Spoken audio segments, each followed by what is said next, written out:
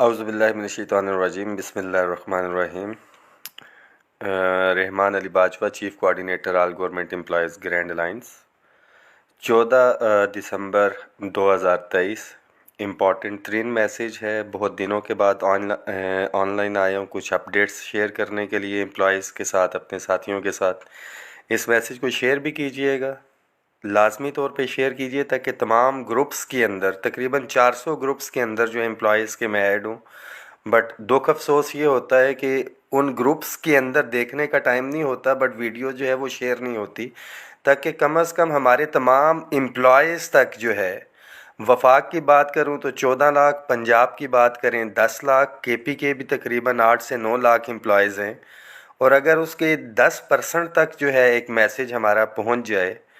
और उसमें से 1% भी जो है अगर उस प्रोटेस्ट या कोई भी हम कॉल देते हैं उसमें आए, तो इश्यूज़ रिज़ॉल्व हो सकते हैं। इसको शॉर्ट करूँगा मैसेज को। इस वीडियो के अंदर जो इश्यूज़ हैं जिसके हवाले से अपडेट देनी है, एक तो पेंशन के हवाले से थी, हमारी जो पेंशन रिफॉर्म्स के नाम पे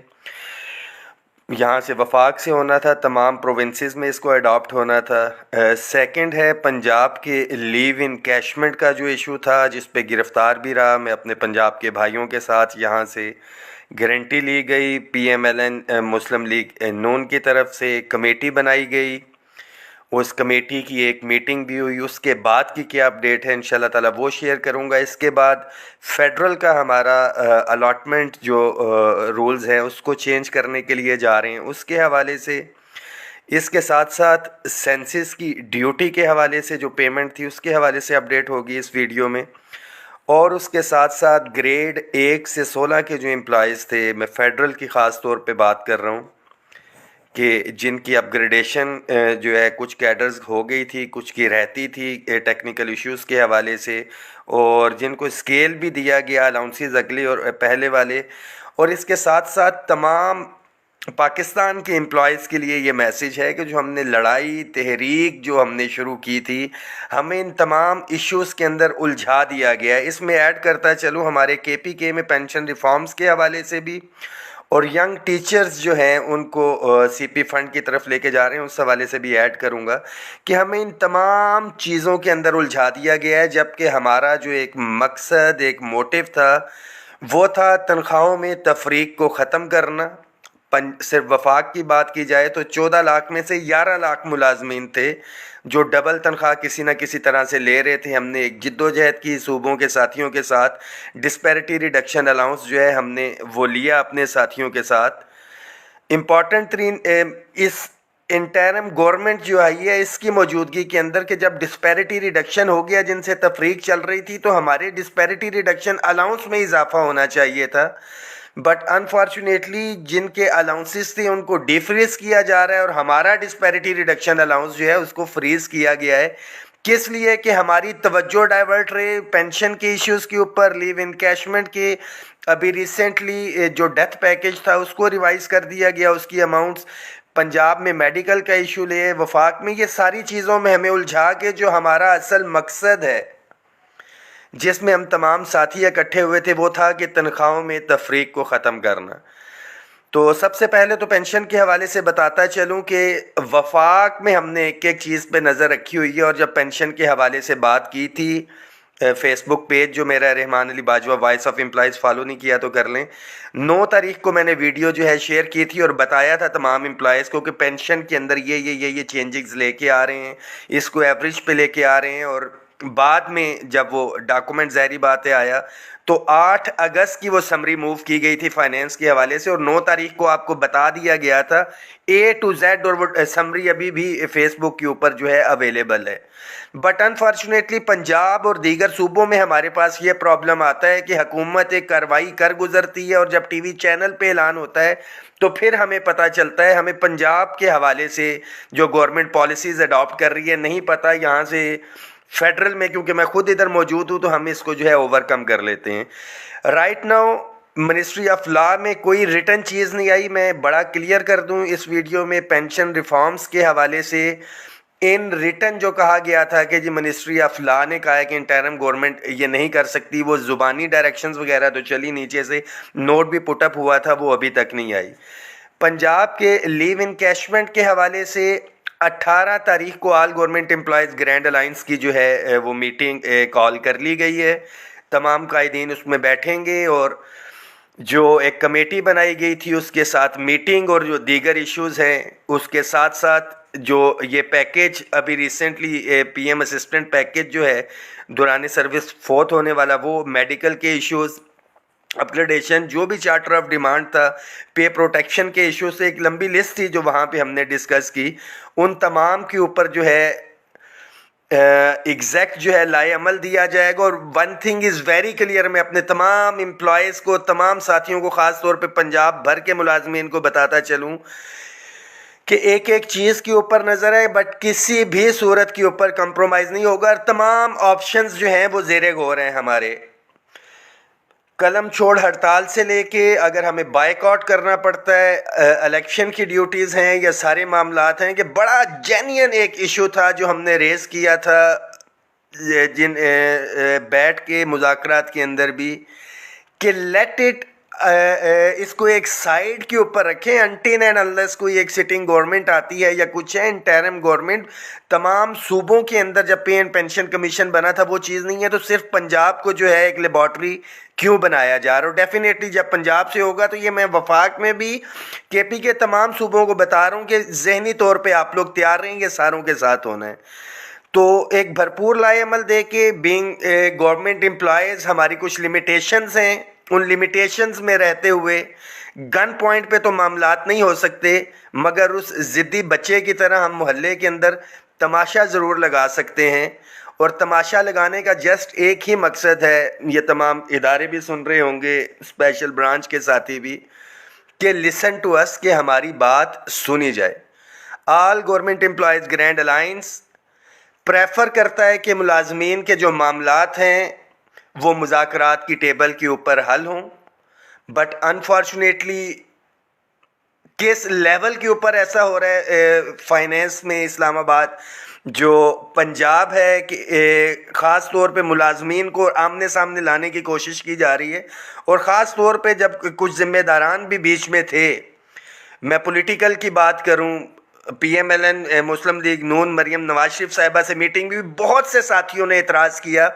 तो आई एम वेरी क्लियर, किसी साथी को अच्छा लगता है या बुरा लगे, हमने अपनी समझ, अपनी सोच के मुताबिक तमाम वज़न जो है मुस्लिम लीग नून के पलड़े में डाला अपनी कम्युनिटी के लिए। और अगर डेफिनेटली काम होता है तो क्रेडिट ये जाएगा उनको, और अगर नहीं होता तो आने वाला प्रोटेस्ट डेफिनेटली जिन्होंने जिम्मेदारी ली है ये उसके हवाले से होगा। 18 तारीख को इंशाल्लाह ताला इसके हवाले से जो है लाए अमल जो है दिया जाएगा। तमाम यूनियंस एसोसिएशंस के साथी इंशाल्लाह ताला उसमें शिरकत करेंगे। फेडरल के हवाले से खबरें ये आ रही थी, एक कमेटी बनाई गई है रूल्स के हवाले से कि जो बाप का मकान है वो बच्चे को नहीं जा सकता, एक एक चीज़ के ऊपर नज़र है। उस हवाले से मैं एक रिक्वेस्ट भी करूंगा और रिटर्न भी हम लिख रहे हैं ministry of housing and works को,